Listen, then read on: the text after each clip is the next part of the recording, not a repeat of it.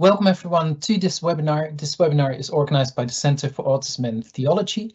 My name is Leon van Ommen. I'm one of the center's co-directors. And before I introduce our speaker, Dr. Ali Gemega, let me briefly introduce the center to you. So the Center for Autism and Theology was launched in 2018 by Professor Grant McCaskill and some of the other colleagues in the Department of Divinity and Religious Studies at the University of Aberdeen. The Center aims to host interdisciplinary research into autism in relation to theology, church, and faith. As such, we hope that the Center can function as a hub that brings together all those interested in this intersection of autism and theology. And in this way, we do hope that we have a contribution to make to the academic world, but also to be of service to the church and other faith communities. It is my pleasure to introduce our speaker, Dr. Ali Gemega.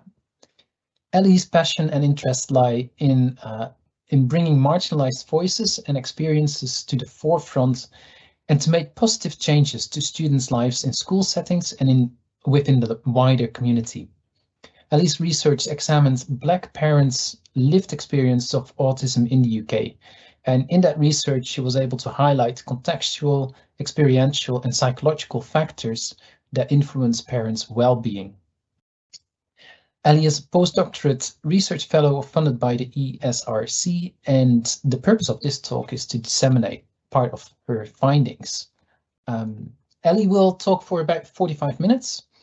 After that, we will have a 5-minute break, and during the break and after, you can type your questions in the chat box and we will have time for a Q&A. I will say more at the end of Ali's talk about how that all works. So Ali, thank you so much for joining us. We are really pleased to have you with us. The digital floor is yours.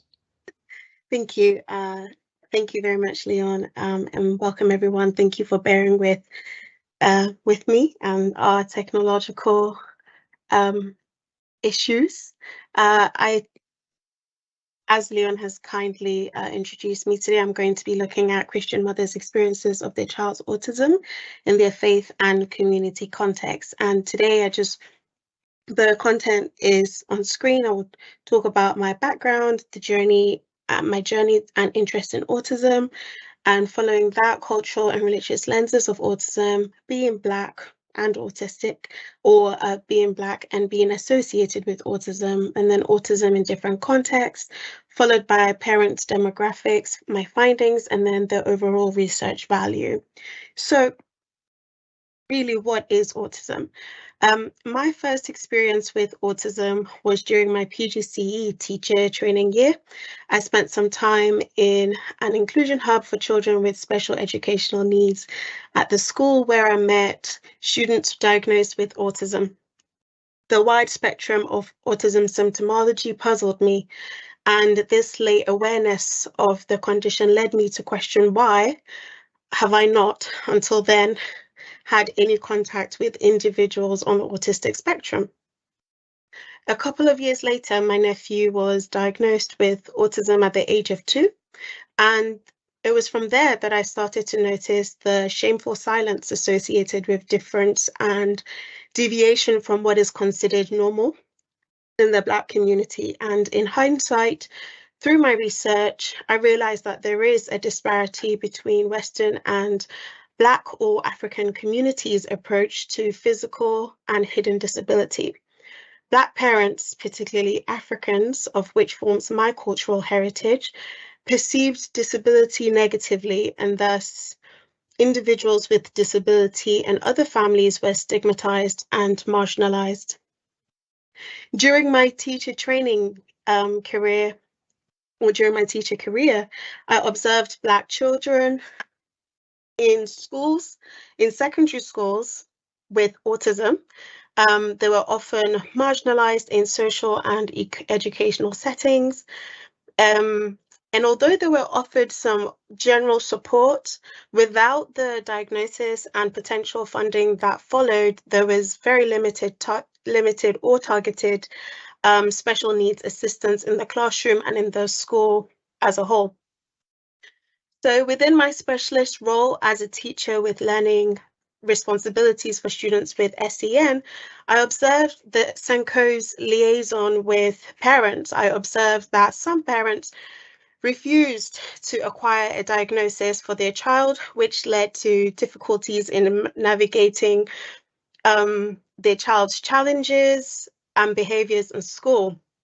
Other parents had received an autism diagnosis for their children, but then rejected the diagnosis, which created some tension between parents and professionals and led to diminished communication, and by extension, strategies on how to support children in school and and at home if parents wanted. So I began to notice that my cultural background undeniably played an important role in identifying the role of culture as a dominant lens that influenced parents' experiences of autism, whereas to what would be considered a white dominant field with white professionals and white practitioners, Black parents may appear difficult, hard to reach, and unresponsive. And hence began my journey looking into Black parents' experiences of autism in the UK. So growing up, there were some superstitions that I believed in. For example, it is unlucky to walk underneath a ladder. Touching wood is lucky, but breaking a mirror means 7 years of bad luck. And I have broken a few mirrors in the past and waited very anxiously for the 7 years of bad luck. But luckily, negative incidents were few and far in between. In Ghana, where I grew up until I was 10, and where majority of the parents that I interviewed were from, these are some of the superstitions that they believed in and they still do. So, for example, it is considered disrespectful to receive anything with your left hand. And it's bad luck to put both hands on your head, as it is a sign of deep sorrow and grief. And it's almost as though you are anticipating something negative to occur. So it is fair to say that these superstitions are not uncommon and in and across cultures, and cause people to act in very strange ways that they don't know why. So now I'd like to ask a few questions and I'd like you to ponder on them as I go through this presentation or this talk. How do you make sense of positive situations? So for instance, a desired job offer or an amazing opportunity. What are your initial thoughts after the initial feeling of excitement and sense of achievement? And do you think you've earned it? You deserve it? Perhaps that someone out there, a higher being, is looking out for you. Similarly, how do you make sense of the unknown? What emotional and psychological tools have you developed to help you to cope and manage anxiety? Perhaps you think rationally, spiritually, culturally, to make sense of unknown situations. Over time, we have developed a combination of lenses to help us understand the world around us. The different lenses we adopt take more precedence in different situations. For instance, going back to the initial example of a job offer, we are likely to congratulate ourselves for our role in performing well and meeting the standard that guarantees success. Along the same lines, if we are religious, we are likely to believe that our faith in a higher being contributed to our success. My point being is that we very rarely have a one-dimensional approach to life. Therefore, this talk explores the role of culture and religion on Christian parents' experiences of their child's autism and has a twofold purpose. Initially, it is to reveal the embedded nature of culture and religion in parents' experiences, and secondly, to depict how cultural and religious beliefs relate to parents' agency and can have an impact on their personal and community well-being. So, what is it to be Black? The Black or Black British category includes individuals from Black Caribbean, Black African, or other Black backgrounds, and diversity of religion, migration experience, language, education, health behaviors reflect the racial politics immigrant, and cultural identities that converge under the term Black, and indicates dissimilar yet very shared experiences.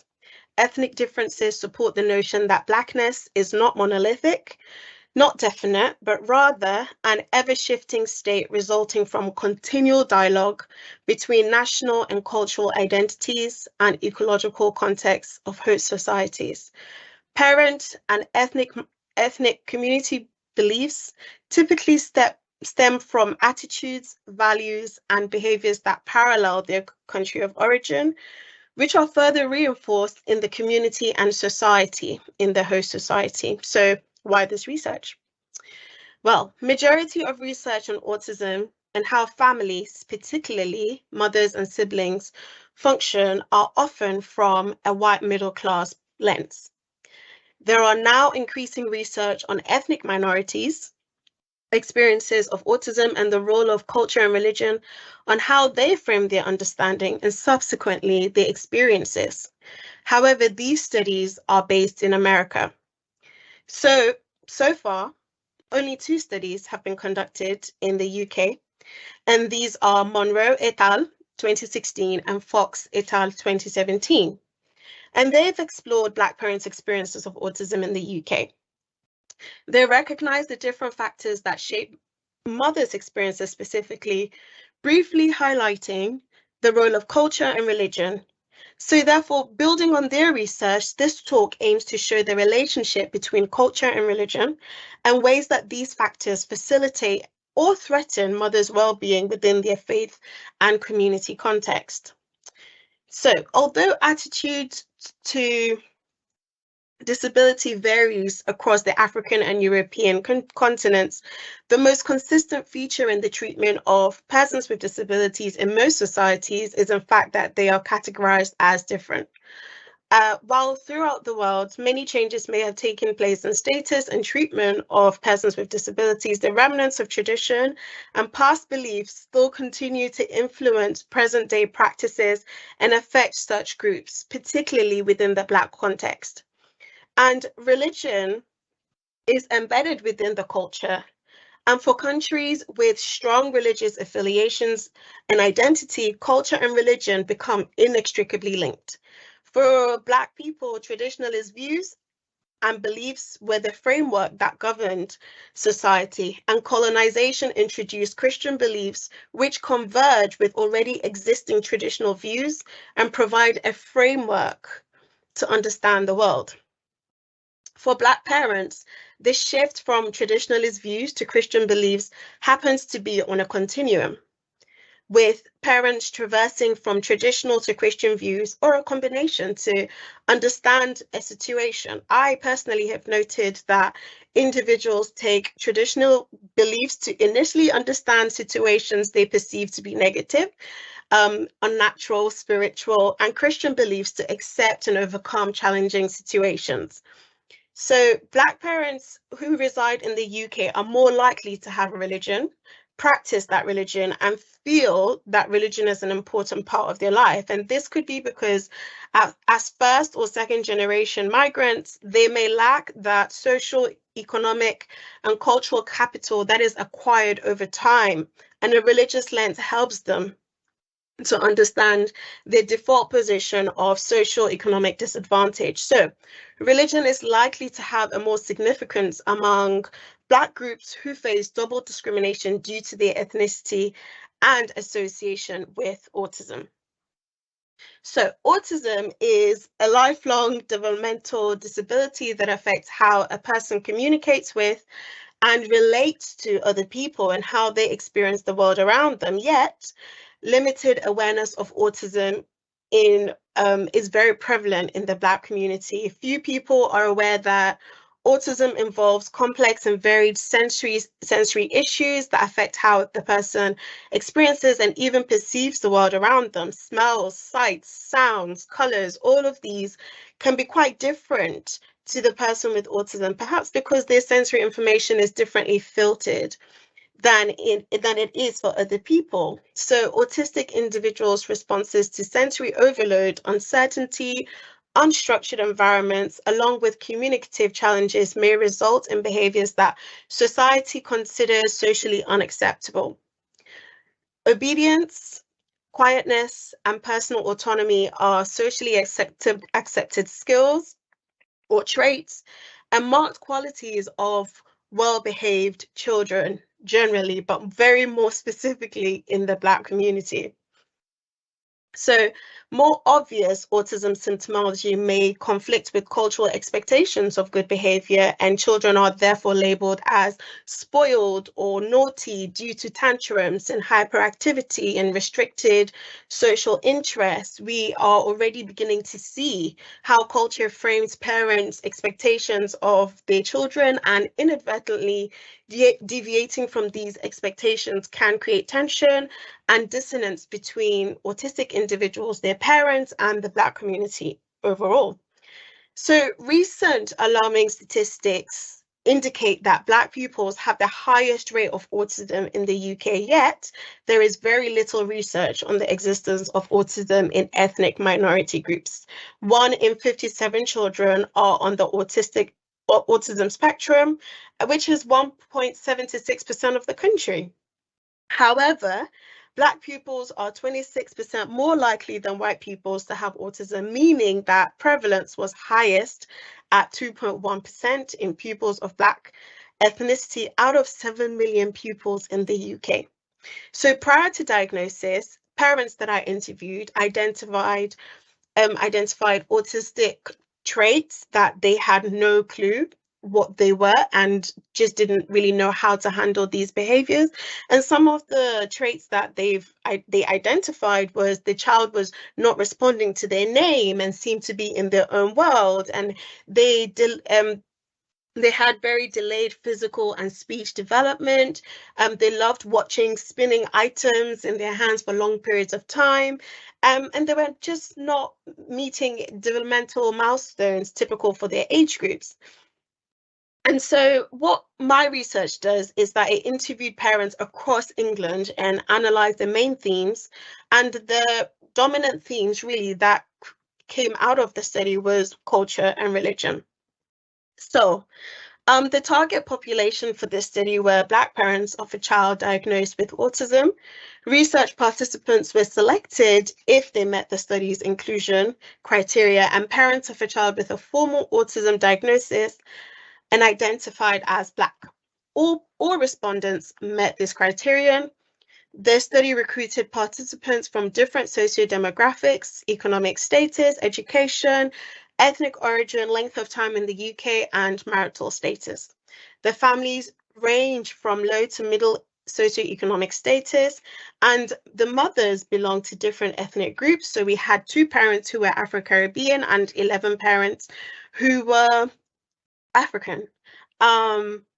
Afro-Caribbeans were understandably second generation, meaning that they were born in the UK, and all of the African mothers were first generation, with the most recent migration being 5 years ago. So 6 mothers were married, 3 were lone mothers, 2 were single, and 1 was cohabiting at the time with their partner. And to encourage participation and reduce barriers, the interviews were conducted in places that they found most comfortable, so in their homes, in their cafes, closest to their homes, and in restaurants. And they were conducted in the evenings too, and weekends. So moving on to the themes, and I think you would be very interested to find out that one of it was, the main theme really was the lack of knowledge and awareness of autism in the Black community. And these are some of the quotes that I've picked out from the interviews. So, as a Black family, we attached his behavior to cultural and religious issues. He's not talking because, being stubborn, we must pray. I didn't know what autism was until I came to the UK. There is no knowledge or information of autism in Africa. Those in Nigeria who may know of autism have traveled outside.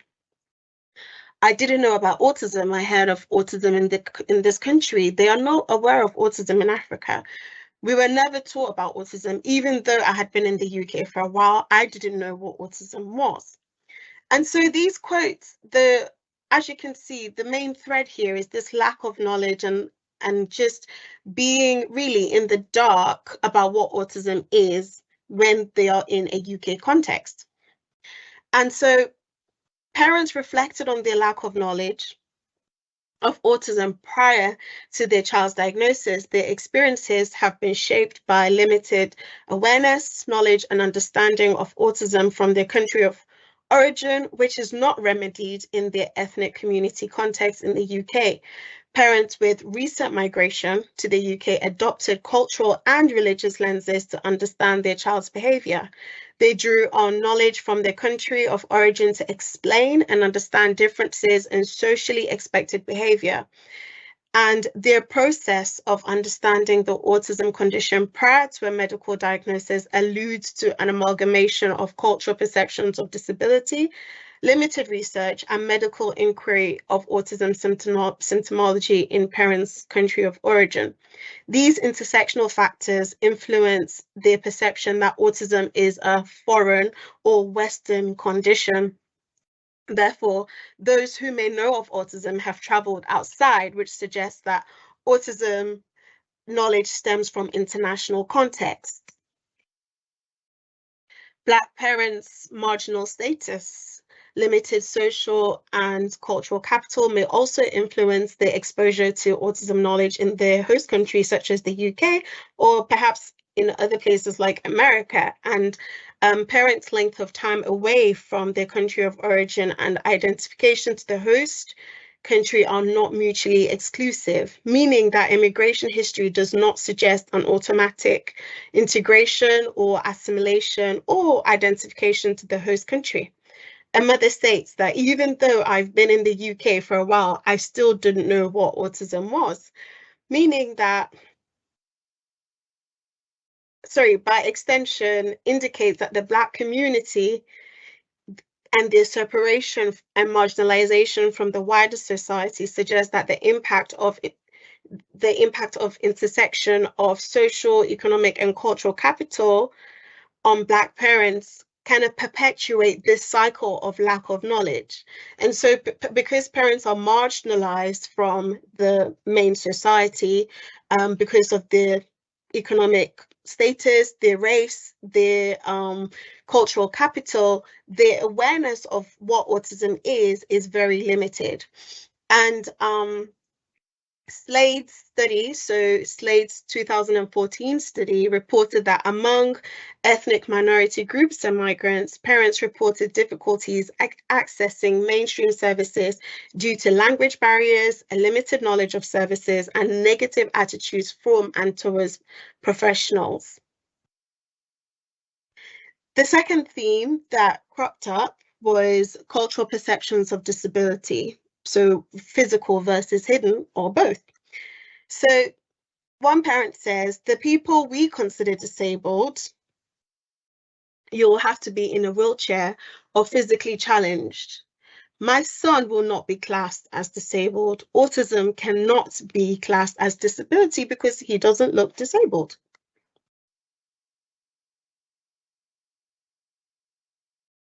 He's not disabled, he's only autistic. So parents narrate this belief system held by their community in their country of origin. So in countries in Africa, this is what they associate disability to be, physical rather than hidden.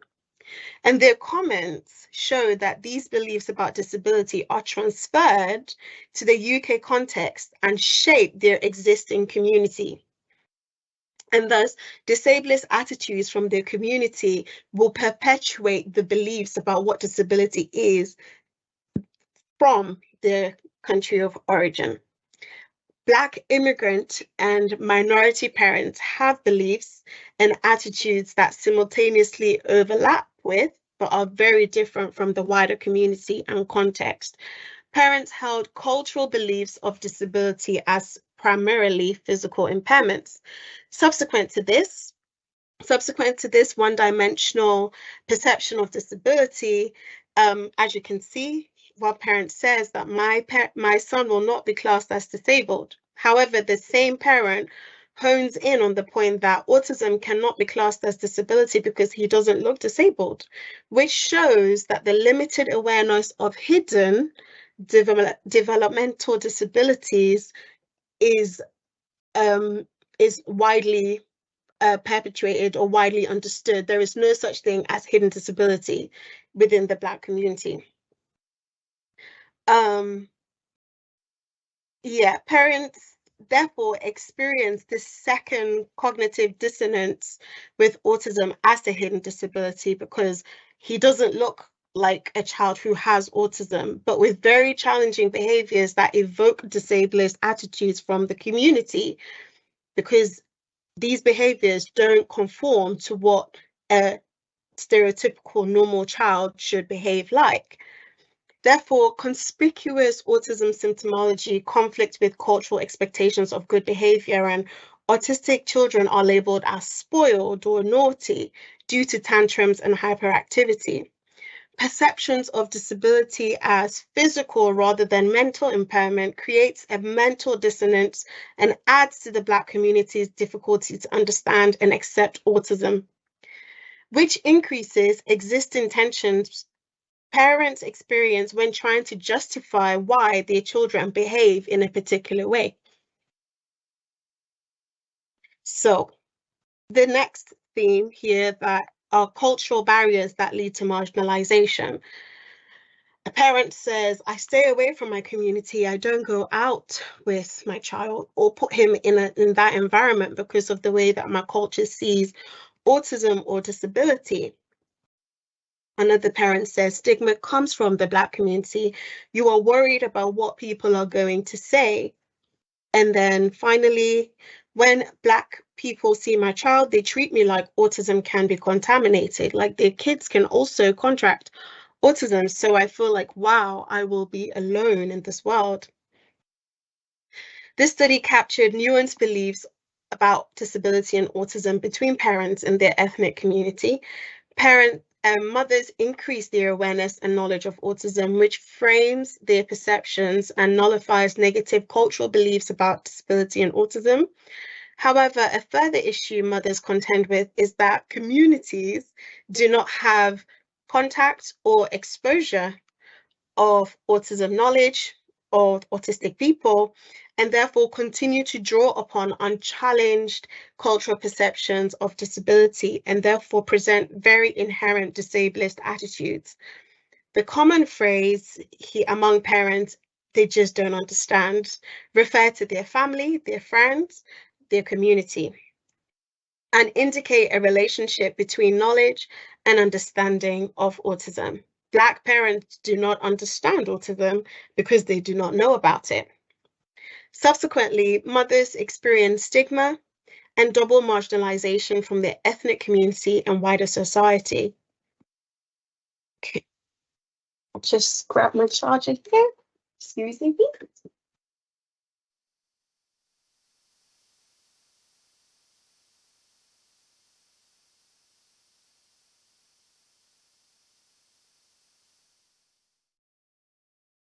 Okay, and the attitude that disability is contagious is reflected in current disableist attitudes. So mothers' experiences of courtesy stigma, people act like autism can be contracted and they stop talking to me, lead to self-isolation and marginalization from their ethnic community, which demonstrates the prevalence of traditional and cultural beliefs that continue to permeate Black communities.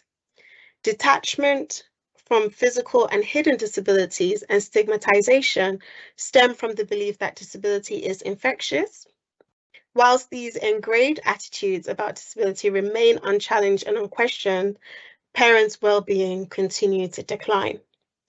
Cultural perceptions of disability restrict casual, formal communication or informal communication, representation and education on the topic of disability and autism, which limits the community's exposure and prevents opportunities for education and evolution of cultural beliefs to support Black parents who have children with autism.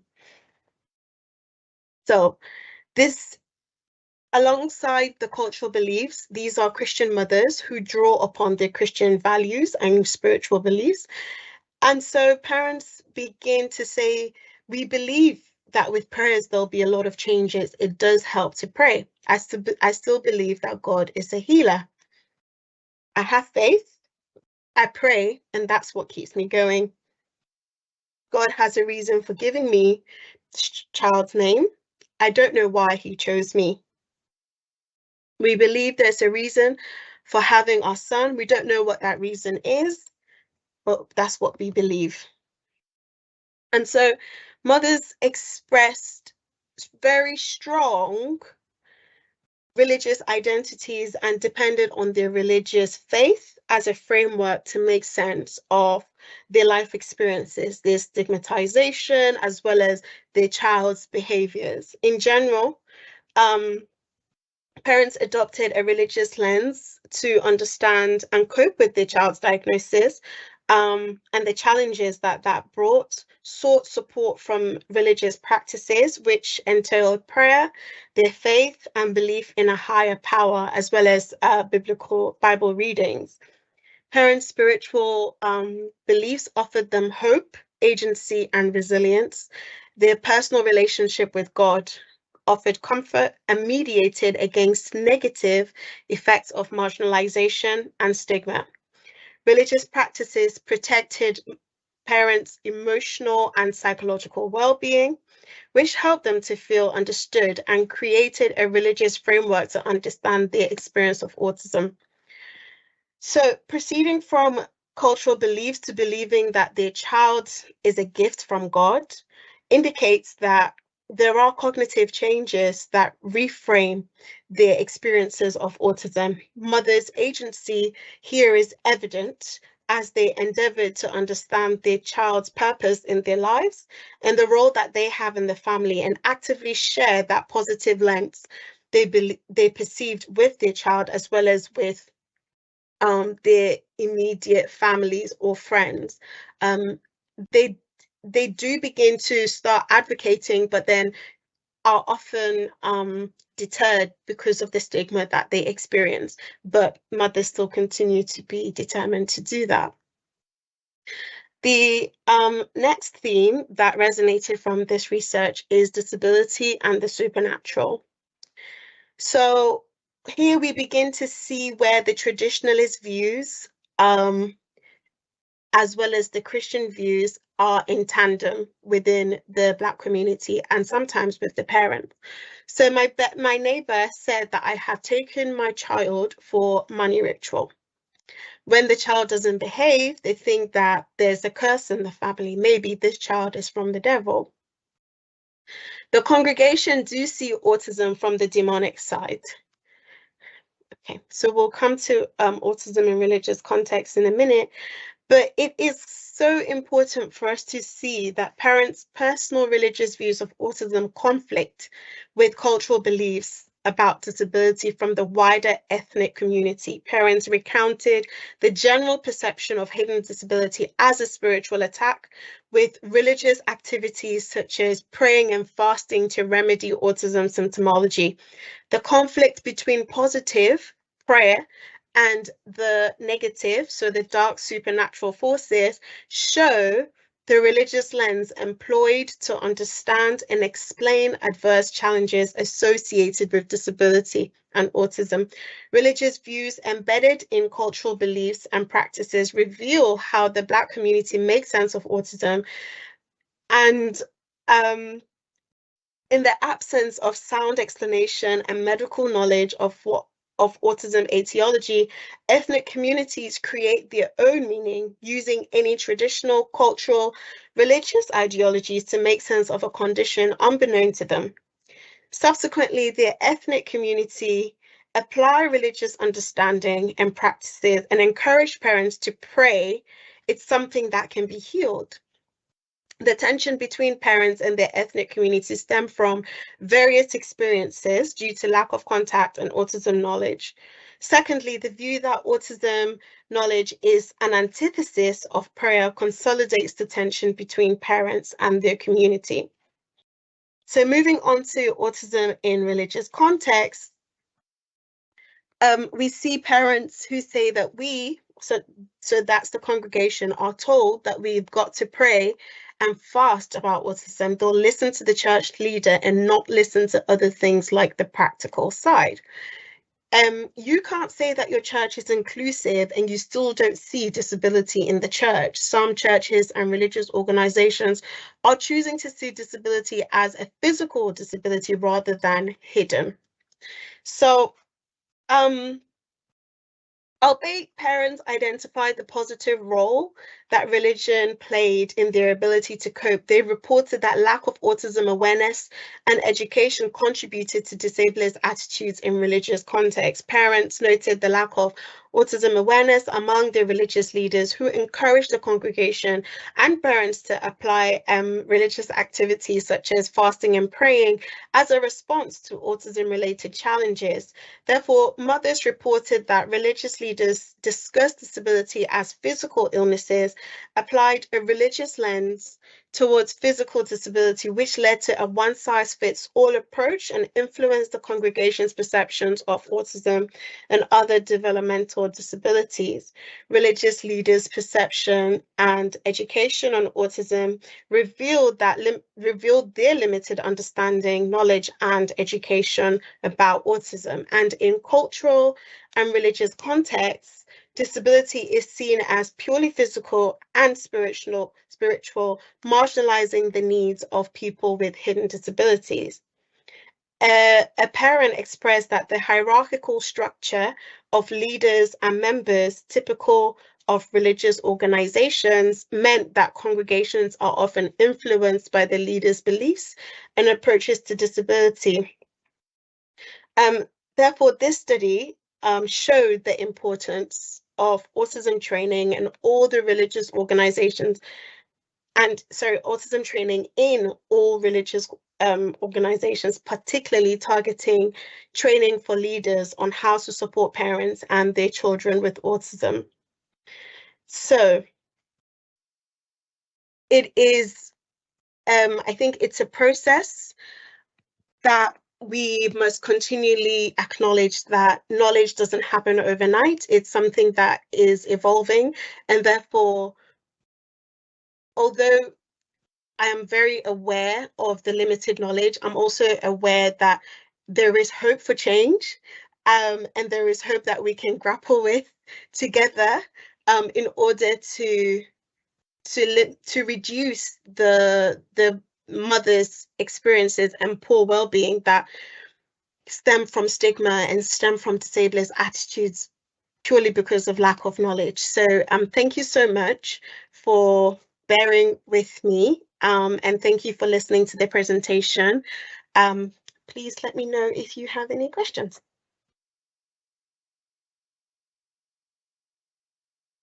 Ellie, thank you so much. This is absolutely fascinating, and I think you've said a lot of things, but one of the things that is absolutely clear is that we need to do a lot more research and in ethnic minority communities, in the Black communities, and this is just so important. And I think just your perspective opens up new ways of looking at autism, at community, at religion, at beliefs, and so this is really this is really enriching the conversation. So thank you so much for this fascinating presentation.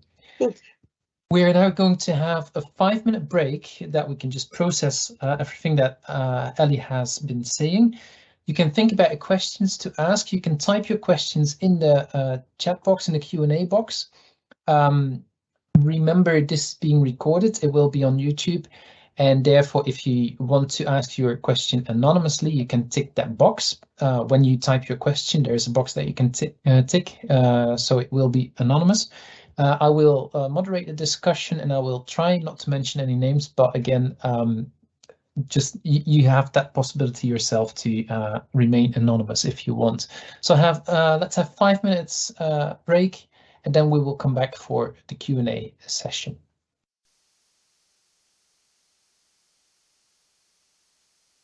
Welcome back, everyone. Let's continue with the Q&A, and there are a few questions.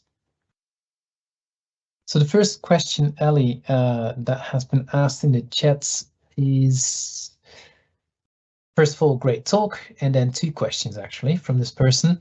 Many of the lack of awareness or understanding of autism aspects that you mentioned were prevalent until a few years ago in UK society in general.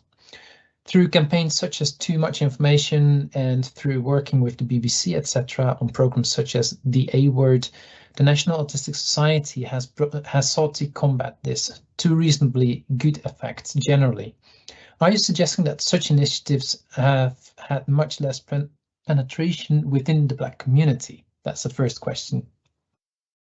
Yes, absolutely. I mean, if you take a look at some of the parents that I interviewed, some of them had been in the UK for 20 years. And until their child was diagnosed maybe 6, 7 years ago, they had no idea of what autism was. So the point I made earlier, that length of time in the UK, as well as this sense of assimilation or identification, are not mutually exclusive. You can live in a country and still be so marginalized from that country that these campaigns that are repeatedly, maybe in social media or worldwide, parents have no awareness of it until they are personally affected by it. I mean, how much would you perhaps say you know of different conditions that until maybe a member of your family have, you wouldn't have any sort of a knowledge or contact with it. And so this sense of limited knowledge and awareness is very prevalent among the Black community. And so, for example, some of the campaigns that the NAS took part in were on social media, and perhaps on the TV, perhaps billboards. Parents, especially these Black parents, are isolated, they're marginalized within their community, and so I would argue that their awareness of what's going on outside of their immediate environment is very limited. Within the Black community, disability in itself is so stigmatized that it's not really communicated, it's not really shared. I know parents who are hiding their children because they didn't want to experience that stigma. And so as much as there are campaigns happening, I agree with you, it did not penetrate. And even if it is, it's penetrating to a very small percentage of people, people who are interested in disability, people who have some awareness or some contact with friends or families who have autism, that's where the interest lies. My main interest now, or my main passion now, is to raise that awareness within the Black community, because really there is none. And if we are talking about the Black community, we need to be I would say very aware that Afro-Caribbeans, Africans, they will have different understandings of what disability is, different of what autism is. But generally, the whole idea of disability is very much shunned, and so it's not talked about. So as much as there are different ethnic groups within the Black category, we still need to learn how to identify and how to target specific ethnic minorities within the general category. And that's where my interest is lying at this particular moment. So yes, a very long-winded answer, Stuart. I do agree, it did not penetrate, no. Right. And so if I can, well, a summary will not do justice to everything that you just said, but I hear that there is, on the one hand, there is the barrier between the ethnic communities and campaigns that NAS and others put on, and they're simply not reaching the community. That's on the one hand. And on the other hand, you're emphasizing the stigmatizing views within certain communities on disability and autism. And so there's at least these two factors that just make for that kind of isolation that you were talking about. Absolutely. Yeah. Thank you. That's great. And so that brings me to the question of someone else, and I'm going to return to the second question of this person later. But some of what you were saying, especially the stigmatizing, relates quite well to the next question, I think. And that is, this person writes, it sounds like most parents drew a sense of positive affirmation from caring for their autistic child, which is wonderful. From my understanding, in some Christian contexts, it can be seen as punitive or a punishment. Did this ever come up with those you interviewed at all? Yes.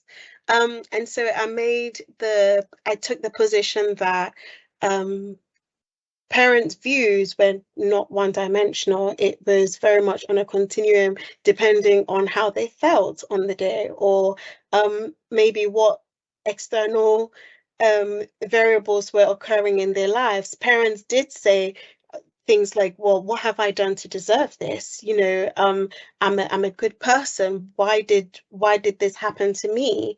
And along the same lines, they will say, well, my child is still a gift. You know, God gave me this child. And there are some people who can't have children, whereas I have this child and he is a gift from God. And so it's very much on a continuum. They do traverse between the positive and the negative. They are not mutually exclusive. Sure. Yeah. Yeah, and that brings us very nicely to the second question of that first person, which is the UK generally has become increasingly secular, with corresponding lack of respect for the views of religious leaders. You seem to be suggesting that the religious culture is still much stronger in the Black community. Is that correct? Yes, absolutely. And I mentioned earlier in my talk that there are perhaps different reasons why this would be the case. You know, so because some parents were recent immigrants, or but they felt like that was as Marx would say, the opium of the people. You know, religion did offer them this safe place that they felt that being in a new country or being in a different setting, that was their sanctuary. Um, for for example, in countries like Ghana, Nigeria, religion is very prevalent. You know, it's where people draw their sense of strength, perhaps due to systematic factors that they have no control of, and religion seems to offer them some sense of control. They bring that those religious beliefs and faiths to a UK context, and that's what they cling on to. So, yes, I do think that there are more religious beliefs or faiths within the Black community. It reminds me of a conversation that I had with someone from Ghana, actually, and this person said, well, in Ghana, it's not possible not to believe.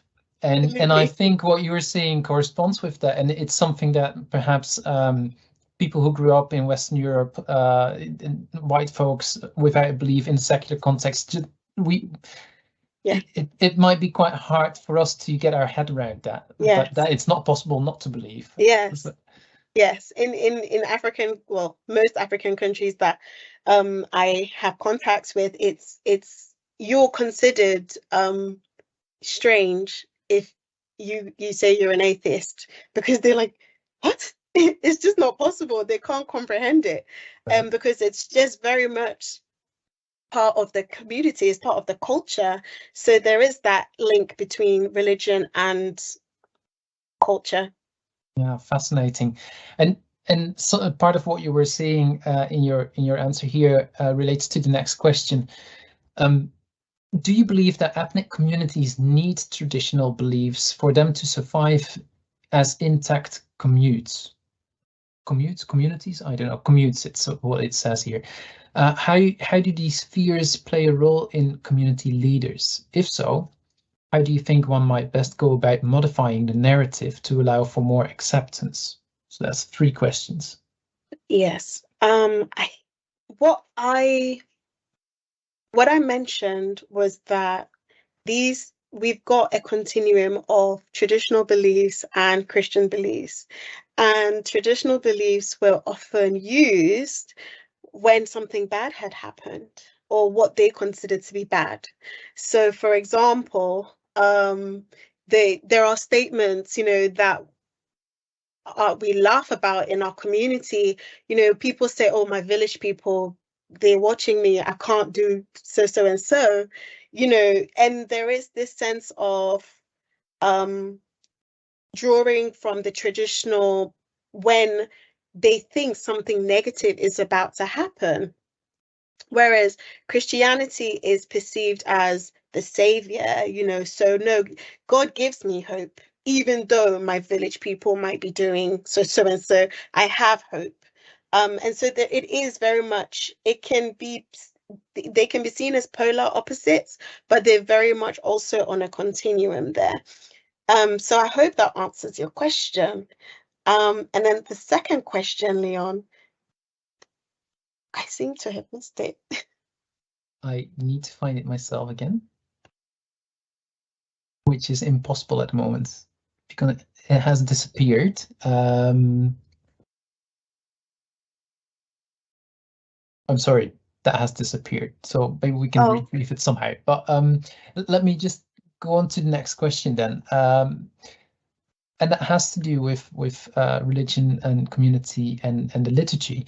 So are there particular aspects of worship, music, or liturgy in Black Christian communities that the mothers found helpful in expressing their feelings about their situation and or mitigating impacts on their well-being? Yes. They would often read from the Bible, and a number actually quoted the Psalms and different aspects of the Bible that they drew strength from, as well as, singing hit songs, praise, just to uplift their spirit. So taking part in these religious activities to them was their way of escape. It sounds like there's an interesting tension almost between Christian communities and personal beliefs, the communal beliefs, and how to navigate that. Absolutely. Yeah. Fascinating. So there's another question, and I'm quite curious to your answer here. You have painted a picture of the as is position.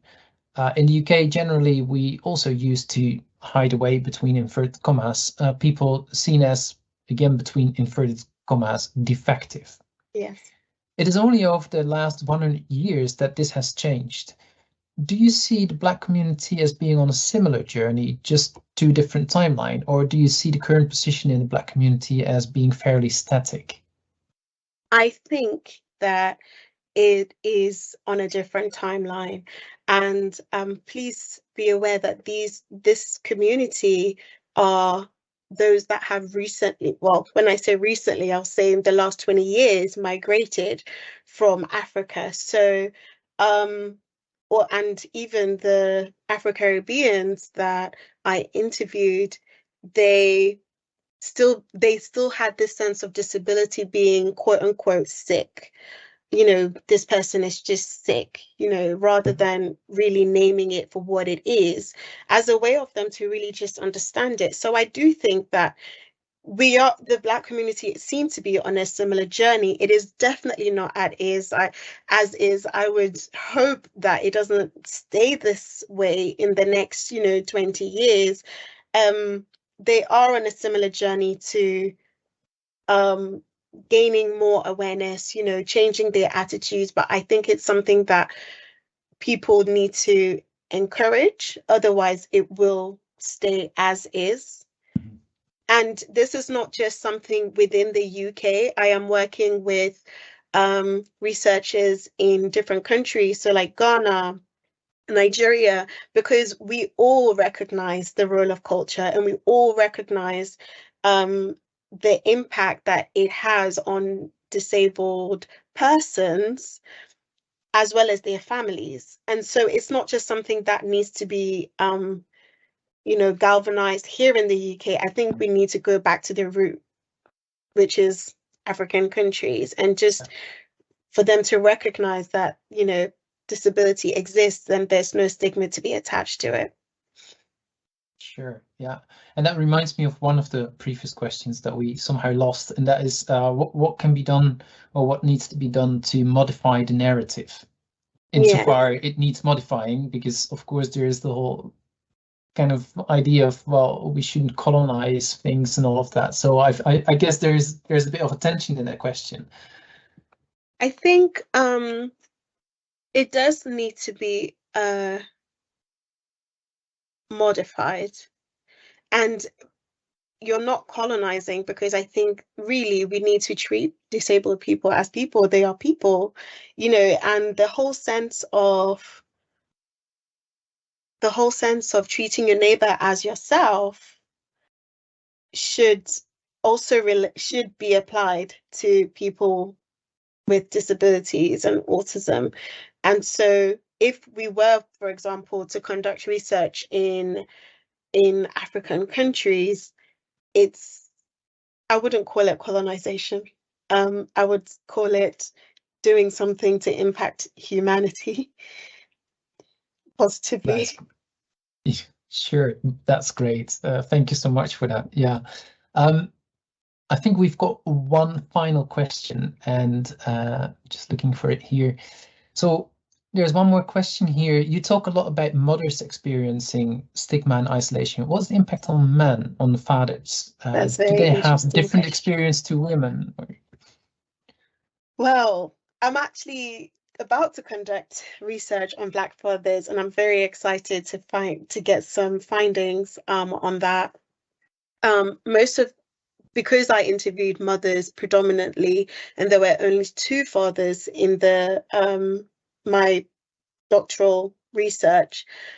What I found was that fathers drew strength from mothers, because mothers were the primary caregivers. So pretty much everything to do with the child was up to the mother, and fathers felt safe because the mother was taking responsibility for their child's, care and everything else.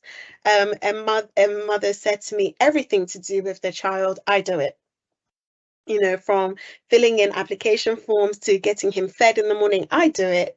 And then when I interviewed the same father, he said, oh, yes, the whole family, we've really come together as a united front to care for our child. And I thought, I'm not sure. So that will be a very interesting research project that you're going to do with the fathers. I look forward to the results of that. Yeah. Absolutely. Yeah, absolutely. But I am very interested in the intersectionality of gender and race and disability to do with fathers specifically. And I'm very interested to find out how they engage in their child's care, and how that shapes their experiences, So yes, it would be very interesting to, once I conduct that research, I'll let you know. Yeah, and we'll invite you back to present that, because this has been so fascinating. Ellie, we're about to wrap up, but thank you so much. This is a fascinating piece of research. I think just the research itself, but also what you have done here and what you've presented is that double marginalization. And I think this is something. This is perhaps one of the next steps that needs to be taken in autism studies. Who are the people who are double or even triple marginalized? Absolutely. And I think that is just so much needed. So thank you so much for doing that research. Thank you so much for speaking about that so passionately and presenting that to us today. That is really, really much appreciated. So thank you very much.